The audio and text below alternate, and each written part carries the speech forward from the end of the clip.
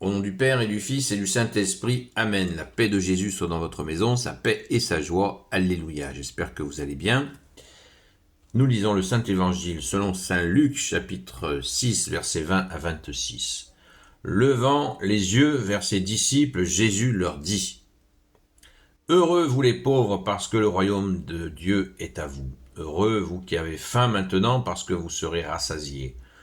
Heureux vous qui pleurez maintenant, parce que vous rirez.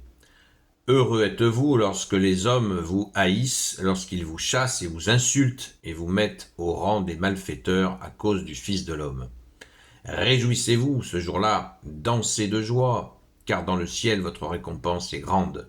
Pensez que leurs pères ont traité les prophètes de la même manière. Mais malheureux, vous les riches, car vous avez reçu votre consolation. Malheureux, vous les nantis d'aujourd'hui, parce que vous aurez faim. Malheureux, vous qui riez aujourd'hui parce que vous serez dans les pleurs et les larmes. Malheureux êtes-vous si tout le monde parle bien de vous. C'est de cette manière que leurs pères ont traité les faux prophètes. Merci Jésus pour ta parole. Alléluia. Les valeurs inversées. Le monde a ses valeurs qui sont pourries, donc ce ne sont pas des valeurs, c'est de la pourriture, mais dans le monde, ça passe. Comme disent les jeunes, ça passe crème. Eh bien, avec Jésus, ça passe pas crème. Tout est inversé. Levant les yeux vers ses disciples, Jésus leur dit. Intéressant de se replonger dans le contexte. Jésus lève les yeux vers ses disciples. Parce qu'on dit que Jésus avait un regard tellement puissant qu'il regardait pas tout le temps les gens bien en face. Pourquoi le faisait-il ainsi ? Parce que sa puissance était trop forte, tout simplement. Trop forte. Donc Jésus avait un regard doux. On a cette explication, la source de cette explication est dans la réalisation du tableau de la miséricorde. Avec Sœur Faustine, Jésus a un regard baissé, ainsi, sur le tableau de la miséricorde. Il n'a pas un regard droit qui pourrait nous foudroyer par sa puissance. Voilà, ce serait l'explication, et comme j'ai l'esprit d'escalier, j'en déduis que là, puisqu'il nous est dit, levant les yeux vers ses disciples, Jésus leur dit. Et là il galvanise, Jésus, tu martèles tes disciples, parce que tu veux qu'ils retiennent cela. Heureux vous les pauvres, parce que le royaume de Dieu est à vous. Alors, vous savez qu'il y a deux types de pauvreté, dont parle Jésus. Il y a la pauvreté matérielle, où les gens vivant très simplement, seront riches de cette simplicité qu'ils ont vécue sur terre. Ils auront la richesse du royaume des cieux. Mais il y a aussi les pauvres de cœur, des personnes qui ont des difficultés qu'ils n'arrivent pas à surmonter, et ils ont une pauvreté, et ils vivent avec. C'est cette pauvreté-là, de ne pas accéder à une situation différente et améliorée. Et ils s'en accommodent du mieux possible, et c'est une pauvreté. Et ainsi, ça forge chez eux une humilité, bien évidemment. L'humilité qui plaît au Père, au Fils et au Saint-Esprit. Merci Jésus. Heureux, merci Jésus, de nous aider à la garder, cette humilité. Heureux vous qui avez faim maintenant, parce que vous serez rassasiés. La faim dont Jésus parle, il parle à ses disciples, Jésus. Donc c'est pas la faim d'un bon casse-croûte.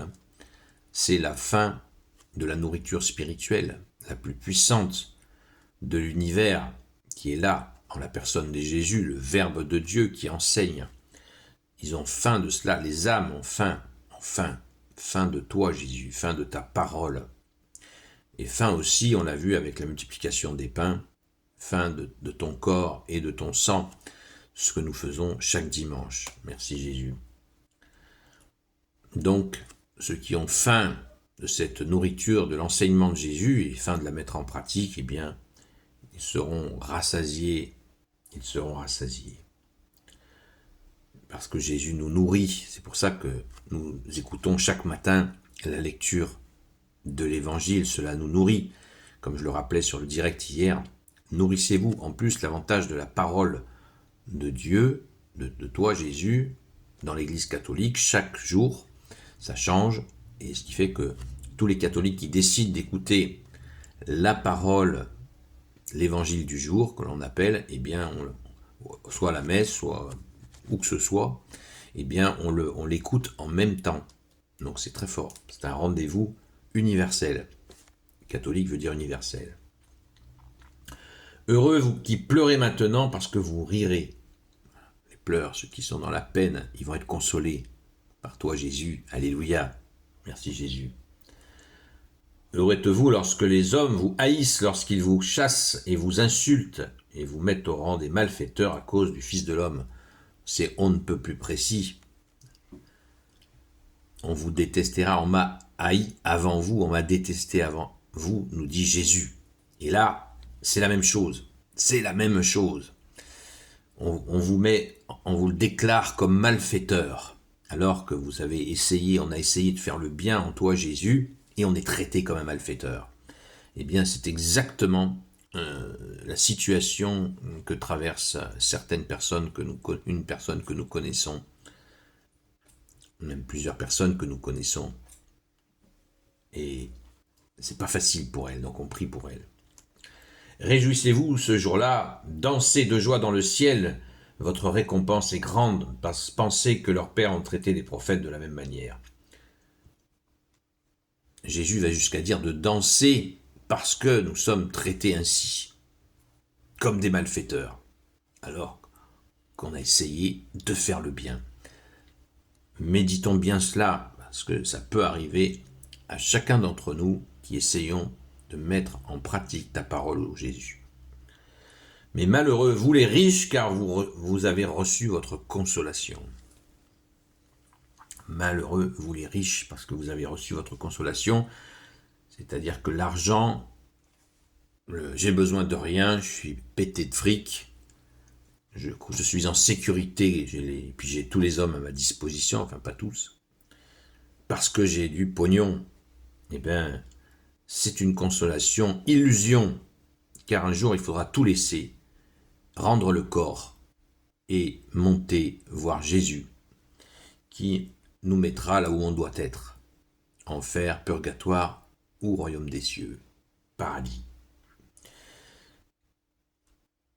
Ils ont déjà reçu leur consolation, ils ne seront donc pas consolés, parce qu'ils ont reçu la consolation matérielle, qui est une grande illusion. Malheureux, vous les nantis d'aujourd'hui, parce que vous aurez faim. Et là, vous voyez, Jésus rebondit sur la faim spirituelle. Vous aurez faim. Les nantis, parce que vous avez tout, vous croyez que votre âme n'a pas besoin de se nourrir. Grossière erreur. Très très grossière erreur. Même si vous êtes pété de pognon, votre âme a faim, mais la richesse, les biens matériels étouffent cette faim. Eh bien, vous aurez faim quand ils seront en face de Jésus, eh bien, ils auront tout simplement la faim qu'ils n'ont pas eue sur terre, la faim spirituelle. C'est très très important cette notion de faim spirituelle. Il est même dit que la faim de l'âme est plus souffrante que la faim du corps. D'avoir faim, de manger. C'est très douloureux d'avoir faim quand on n'a rien dans le ventre. Eh bien, il paraît que la souffrance de l'âme est supérieure. Et réfléchissons à la quantité de gens en dépression. Il y a un lien évident. Et bien sûr qu'il y a plein de raisons, mais il y a un lien évident entre l'absence de nourriture de spirituelle de Jésus, je parle bien de Jésus, et je parle uniquement de cette nourriture spirituelle de Jésus, de l'enseignement de Jésus, Jésus qui nous dit qu'il est le seul guide, notre seul enseignant. Eh bien, il y a un lien forcément. Pensons-y aux gens dépressifs, n'hésitons pas à essayer de leur proposer d'écouter Jésus et de mettre en pratique sa parole. Malheureux, vous qui riez aujourd'hui parce que vous serez dans les pleurs et les larmes. Et oui, quand les gens vont constater qu'ils ont mis tout leur intérêt dans les biens matériels et qu'ils n'ont pas cherché justement cette nourriture spirituelle, cette puissance, ce puissant enseignement de Jésus, cette vérité, puisque Jésus a dit la vérité vous rendra libre, eh bien ils pleureront, évidemment. Ils pleureront, pleurs et larmes. Enfin, malheureux êtes-vous si tout le monde parle bien de vous. C'est de cette manière que leurs pères ont traité les faux prophètes. Les gens parlaient bien des faux prophètes. Vous voyez l'allusion. Et de nos jours, qu'est-ce qui se passe? Regardez, sur les réseaux, le nombre de faux prophètes qu'il y a. Les gens disent, ah, celui-là, il est bien. Bah oui, mais c'est un faux prophète. Et tu t'es fait piéger parce que tu n'as pas suivi le bon Dieu Jésus, le vrai Dieu Jésus. Seul Jésus sauve.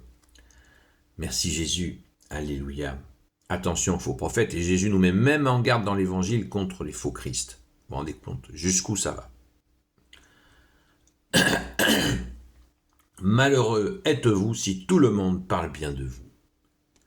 C'est-à-dire que si tout le monde parle bien de nous, ça veut dire que on est peut-être un serpent, quelqu'un qui est sinueux, qui laisse toujours, qui est mielleux. Et les gens aiment le miel, les apparences. Caresser dans le sens du poil, comme le dit l'expression. Eh bien, Jésus nous dit, malheureux êtes-vous. Il faut être soi-même, et quand on est soi-même, on ne se fait pas que des amis. Ça ne veut pas dire qu'on va brutaliser les gens, mais on est soi-même. Et il faut rester soi-même, et pour être soi-même, il y a une seule solution, c'est d'être avec toi, Jésus, de t'accueillir. Merci Jésus, alléluia.